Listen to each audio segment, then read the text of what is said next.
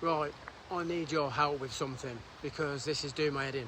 So in my van, I've got... Just a quick one, guys. I've bloody left the audio out on that file because I'm talking over it. But if you wait until the end, you'll see me talking over the... Victron screen recording. So just bear with me until the end, please, if you can. So I really need help with this. I've got a 150 amp alternator and I'm running 2 Victron DC to DC chargers. Both set up properly. Well, I think so. When I first installed them, everything seemed to be working all right. No really major issues. But then when I turned them both up to 45 amps each, and ever since then, they just basically stopped working.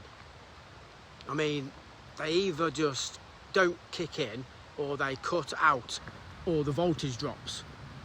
I mean, it's just not doing what it's supposed to be doing.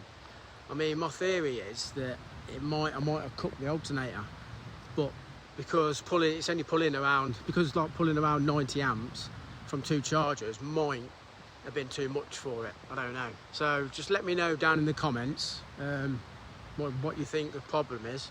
Yeah, just let me know because it's doing my head in. I just don't understand. Right then, if you look at all these Victron things here, so it's like got 9 volts. It's going back up and down. As I start the engine, it's coming off and on. It's telling me, that tells me it's some kind of voltage drop there or something. I don't know.